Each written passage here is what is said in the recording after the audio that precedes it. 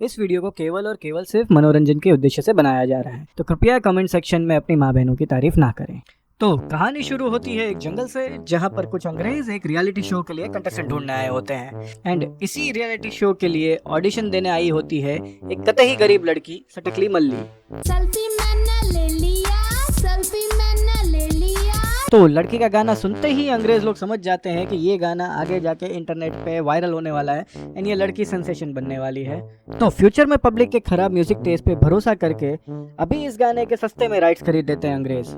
के तभी आता है कहानी में ट्विस्ट, ये लोग तो सिंगर को ही उठा के ले जाने लगते हैं, उसी को खरीद के ले जा रहे हैं। तो अपनी बेटी को किडनैप होती देख उसकी माँ फुल स्पीड स्लो मोशन में उसकी तरफ दौड़ने लगती है। मगर उसकी माँ की स्पीड अंग्रेज गाड़ियों की स्पीड से ज्यादा होती है, तो वो सभी गाड़ियों को पीछे छोड़ आगे पहुंच जाती है एंड मिन्नत करने लगती है कि माना की लड़की पराया धन होती है, मगर आप इसके बदले जो प्राइज मनी दे रहे हैं वो बहुत कम है।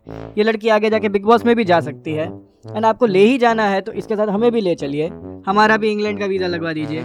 मगर अंग्रेज जो है वो इसकी एक बात नहीं सुनते हैं एंड इसको मार के बच्ची को किडनैप करके ले जाते हैं। अब कहानी शिफ्ट होती है दिल्ली में, जहां कुछ बेरोजगार युवा सरकार की अग्निपथ युवा स्कीम के विरोध में प्रदर्शन कर रहे होते हैं। एंड एज यूजुअल यहाँ पर भी युवा लोग जो है वो गलत जगह पे प्रदर्शन कर रहे होते हैं एंड पब्लिक प्रॉपर्टी की जो है वो नुकसान कर रहे होते हैं, तोड़फोड़ कर रहे होते हैं। इन्हीं प्रदर्शनों के बीच एक लड़का जो है वो पत्थर फेंक के एक महंगी फोटो फ्रेम तोड़ देता है। अब इसी बात के लिए हमारा अंग्रेजों का जमाने का हवलदार हो जाता है एकदम आग बबूला एंड हमारे चिच्चा जो है उस पत्थर मार को पकड़ के लाने का ऑर्डर दे देते हैं। ऑब्वियसली बाकी के जो ठुल्ले हैं वो अपने दिमाग का इस्तेमाल करते हैं, वो समझते हैं कि इतनी बड़ी भीड़ में कौन घुसेगा। लेकिन तभी एंट्री होती है हमारे हीरो नंबर 1 रामचरण की एंड इन्होंने जो है जिंदगी में एक कसम खाई हुई है, जो जी बोलेंगे वो मैं करूंगा। तो बस अपनी इसी कसम के चलते हुए रामचरण जो है ना आव देखता है ना ताव देखता है, ना लेफ्ट ना राइट, ना ऊपर ना नीचे, ना आगे ना पीछे, सीधा कूद पड़ता है भीड़ में उस लड़के को पकड़ के लाने के लिए एंड अपनी सभी सुपर पावर्स का यूज करके अकेला ही पूरे 300-400 लोगों की पिटाई करके सिर्फ एक लड़के को अरेस्ट करके लाता है जिसको बोला गया था अरेस्ट करके लाओ। मगर फिर भी ये रेसिस्ट गोरे जो हैं अपनी हरामखोरी के चलते रामचरण का प्रमोशन नहीं करते, उसके बदले गोरों का ही प्रमोशन करते रहते हैं और ये सब देख के अपना भाई हो जाता है एकदम सैड। चीटिंग करता है तू, चीटिंग करता है तू। अब दूसरी तरफ सीन शिफ्ट होता है एक जंगल में, जहां पर हमारा दूसरा हीरो जूनियर एनटीआर उर्फ मोगली जंगल बुक 2 के लिए ऑडिशन दे रहा होता है। चड्डी पहन के फूल खिला है, फूल खिला है। अब जूनियर एनटीआर ऑडिशन दे ही रहा होता है, उसी बीच में उसका बेस्ट फ्रेंड बगीरा भी आ जाता है एंड दोनों मिलके अब ऑडिशन देने लगते हैं। तो अब जब डायरेक्टर जो है वो बगीरा एंड मोगली दोनों का ऑडिशन ले ही रहा था, तो फिर शेर खान क्यों पीछे रह जाता, तो फिर वो भी आ जाता है इसमें ऑडिशन देने के एंड अब मगर हमारा सीजीआई वाला शेर खान जो है वो कुछ ज्यादा ही अपने कैरेक्टर को सीरियस ले लेता है एंड वो सच में जूनियर एनटीआर पे हमला करना शुरू कर देता है। तो बस अब क्या था,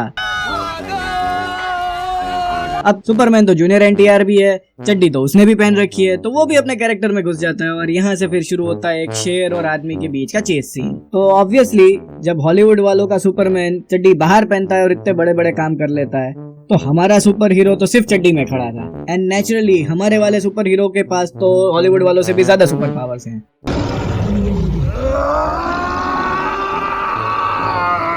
तो अब शेर वेर पकड़ने का काम खत्म करके यहाँ पर डायरेक्टर प्लॉट ट्विस्ट करते हैं कि भाई ये निकलता है मल्ली के गांव वाला और ये मल्ली को छुड़ाने के लिए शहर में रहता है नकली नाम और नकली आइडेंटिटी के साथ। अब इस सीन में सभी ठुल्ले एंड गोरे रियलिटी शो की ग्रैंड फिनाले की सिक्योरिटी के बारे में डिस्कस करने के लिए जमा हुए होते हैं कि तभी उनको खबर मिलती है कि कोई है जो उनकी पार्टी में आग लगा सकता है। आग लगा दी। मगर वो कौन है, कैसा दिखता है, किसका पोता है, कितने बड़े उसके पॉलिटिकल कनेक्शंस हैं, हमको कुछ नहीं पता। तो बस इसी के बाद ऐलान किया जाता है कि उसको पकड़ के लाने वाले को स्पेशल ऑफिसर रैंक पे प्रमोशन दिया जाएगा, प्लस इसी के साथ अंग्रेजी दारू का ठेका भी दिया जाएगा उसको। लेकिन गोरे ठुल्लों के पास पहले से ही अंग्रेजी दारू के ठेके मौजूद होते हैं, तो इस चैलेंज को एक्सेप्ट करने आगे आते हैं नन अदर देन रामचरण। जो जी बोलेंगे वो मैं करूंगा। तो अब रामचरण जो है वो अपने सस्पेक्ट को तलाश करने लगता है गूगल मैप पे कि तभी उसको नियर बाय मी के ऑप्शन में ही एक सस्पेक्ट की लोकेशन पता चल जाती है। लेकिन वो सस्पेक्ट निकलता है देर शाना और वो इसको पहचान लेता है एंड वहां से रामचरण को चकमा देके वहां से भाग निकलता है। कि तभी रामचरण को आता है एक सॉलिड आइडिया। एक ही तरीका है इनके पास, फोन रिकॉर्ड्स निकालना। ये बस फोन रिकॉर्ड्स निकाल देते हैं पुलिस वाले। जी हाँ, क्राइम पेट्रोल की ही तरह फोन रिकॉर्ड्स की मदद से सस्पेक्ट की करंट लोकेशन को ट्रेस करता हुआ रामचरण नदिया किनारे पहुंच जाता है। मगर यहाँ पे चल रहा होता है मेला, जिसकी वजह से भीड़ बहुत होती है और गूगल लोकेशन जो है वो सही से ट्रेस नहीं कर पाता। मगर जैसे कि आप लोग जानते हैं कि गूगल लोकेशन कभी भी गलत नहीं होती and phone records and Google map का लोकेशन जो है वो अभी भी इसी मेले में दिखा रहा होता है।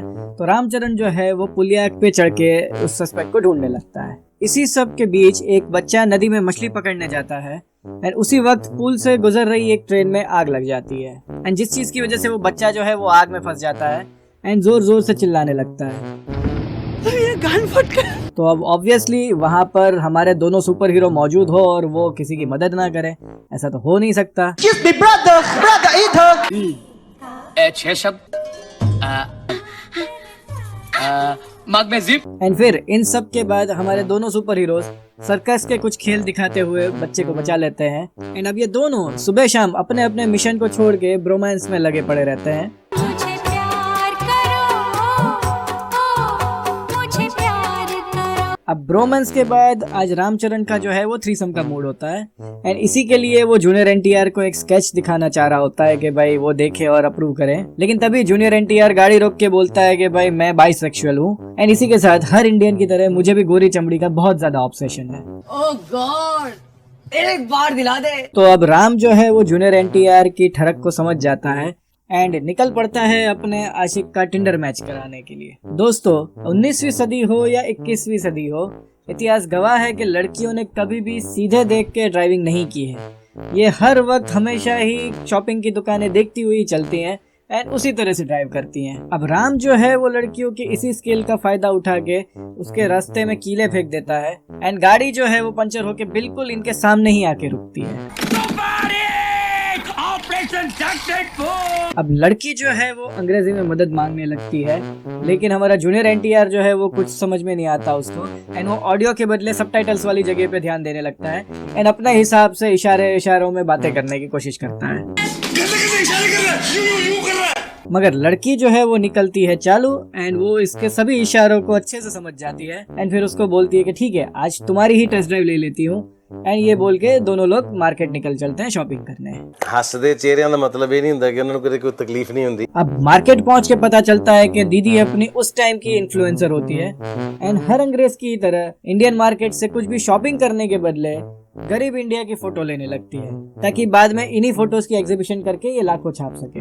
अब मार्केट में भी जूनियर एनटीआर जो है वो इशारेबाजी में लगा हुआ होता है एंड उसे बोलने की कोशिश कर रहा होता है कि सेक्स करना चाहता हूँ तुम्हारे साथ। एंड फाइनली प्यारी समझ गई। तो बस प्यारी सब समझ जाती है एंड छोटे छोटे बच्चों वाले कपड़े खरीदने लगती है। तो जूनियर एनटीआर उसको बताता है कि ये कपड़े बहुत छोटे हैं, बच्चों के लिए हैं। कि तभी लड़की जवाब देती है कि हाँ मुझे पता है, लेकिन अभी ये कपड़े मैं पहनूंगी अपने टपाटप के लिए एंड जैसे ही हमारा काम खत्म होगा ये कपड़े मैं मल्ली को दे दूंगी। तो मल्ली नाम सुनते ही फाइनली अपने भाई को भी अपना मिशन याद आ जाता है एंड ये जान के कि मल्ली जिंदा है, ठीक है और इन्हीं के यहाँ पर है, इस बात से खुश होकर जूनियर एनटीआर जो है वो अपनी माँ के कंगन गोरी को दे देता है। अब ये दोनों आगे बात कर ही रहे होते हैं कि तभी गोरी के ससुराल से उसको कोई लेने आ जाता है।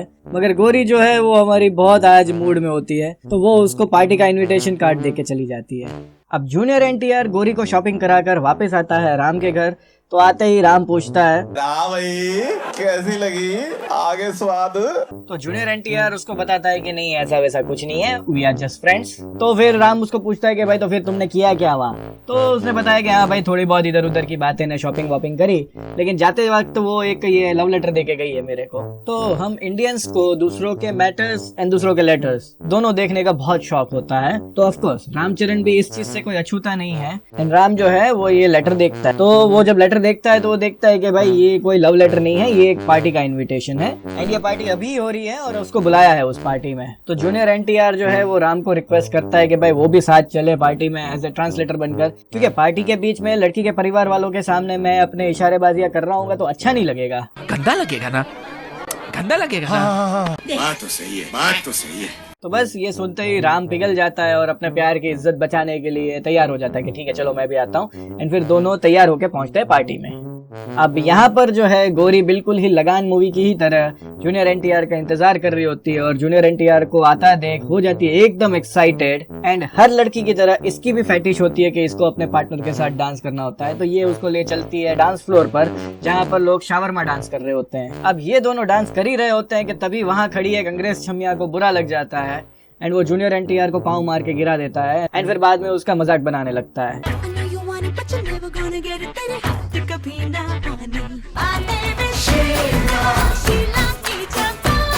अब ये सब तमाशा देख के रामचरण को लग जाता है बुरा एंड वो भी आ जाता है डांस फ्लोर पे और आके उसको बोलता है कि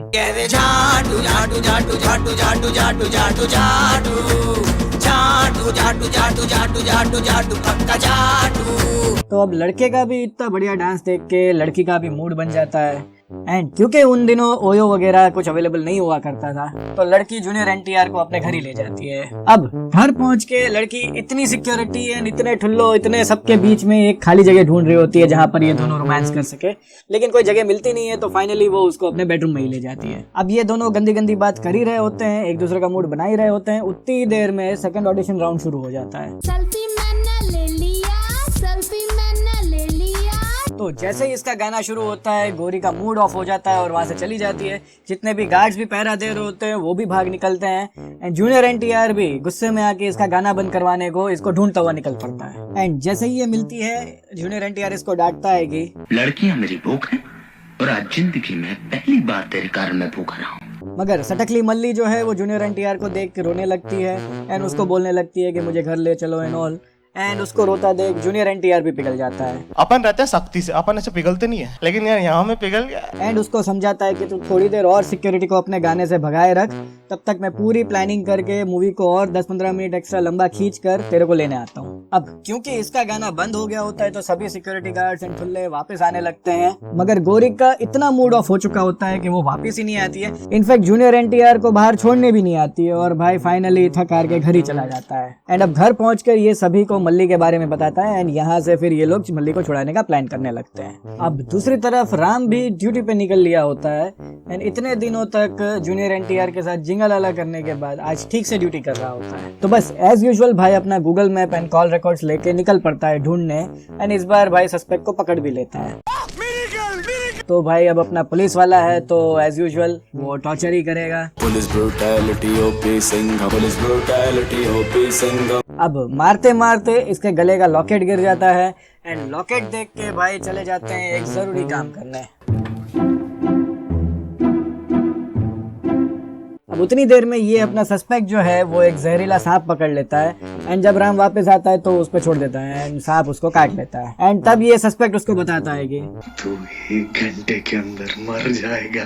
तो बस फिर क्या था, जहर अपना असर दिखाना शुरू करता है एंड राम भी मरने से पहले आखिरी बार जूनियर एनटीआर से मिलने के लिए निकल पड़ता है। अब यहाँ जूनियर एनटीआर मल्ली को छुड़ाने की प्लानिंग कर रहा होता है।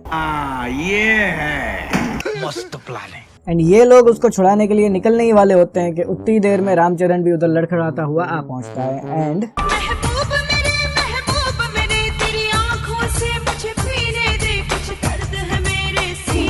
लेकिन जूनियर एनटीआर निकलता है अपना A1 डॉक्टर कम फार्मा साइंटिस्ट मुन्ना भाई MBBS, जो बिना किसी लैब एंड इक्विपमेंट्स के इंस्टेंट वैक्सीन बना देता है, बिना किसी मेडिकल ट्रायल्स के सीधा पेशेंट को दे भी देता है। एंड फिर राम को किसी भी हॉस्पिटल या डॉक्टर के पास छोड़ने की जगह पे वो उसको उसके घर छोड़ आता है एंड कहता है जड़ी बूटी काम करने लगी है, तुम कल तक बिल्कुल ठीक हो जाओगे। अब जूनियर एनटीआर उसको आराम करने का बोलकर उसको सुलाकर जाने लगता है कि तभी राम उसको रोकने लगता है। तुसी जा रहे हो, तुसी ना जाओ। तो जूनियर एनटीआर उसको बताता है कि इस वक्त उसको जाना ही पड़ेगा एंड इसी के साथ वो अपनी असलियत भी राम को बता देता है क्योंकि कल होना।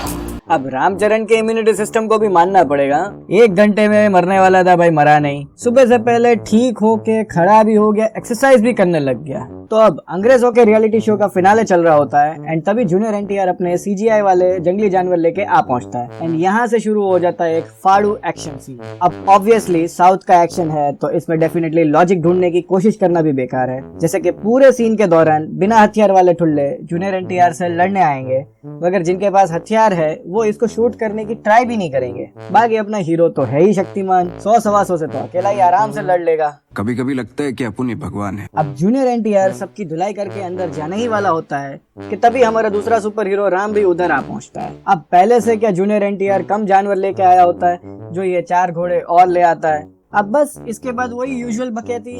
राम बोलता है तुम अपने आप को कानून के हवाले कर दो एंड ब्ला ब्ला।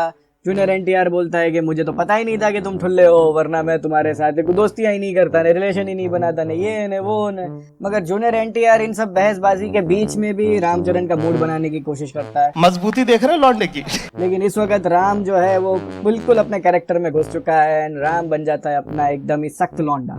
अपन सख्ती भाई, ऐसे पिघलने वाले नहीं। तो बस फिर क्या, 150-200 ठुल्ले जिसको चींटी भी नहीं काट पाए उसके साथ राम अकेला लड़ने लगता है। एंड जैसे मैंने पहले कहा कि साउथ का एक्शन है एंड बाकी के पुलिस वाले सिक्योरिटी के लिए नहीं बट फ्री का खाना खाने आए हुए होते हैं। तो कोई भी पुलिस वाला राम की ना मदद करने आता है, ना इसको पकड़ने आता है, ना कुछ भी नहीं। तो खैर अब ये दोनों लड़ने लगते हैं एंड लड़ाई के नाम पे पूरी पार्टी की एंड पूरे सेट की माँ बहन कर देते हैं। फाइनली एक गोरा इन लोगों के ओवर द टॉप एक्शन से थक हार कर लड़की पे ही बंदूक तान देता है एंड ये देख के अपना जूनियर एनटीआर भी जिद छोड़ के फाइनली सरेंडर कर देता है। अब यहाँ पूरे 20 मिनट के एक्शन एंड 1.5 घंटे की फिल्म के बाद डायरेक्टर को याद आता है कि हाँ भाई पब्लिक को बाथरूम, टॉयलेट, चाय, सुट्टा, पानी कहीं कुछ तो जाना होगा। तो पब्लिक पे रहम खाकर अब वो यहाँ पे कर देते हैं इंटरवल।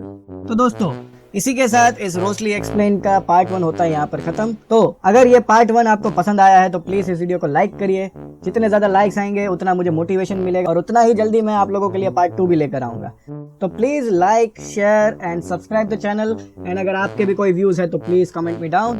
तब तक के लिए खुश रहिए एंड बने रहिए रोस्टली एक्सप्लेन्ड चैनल पर।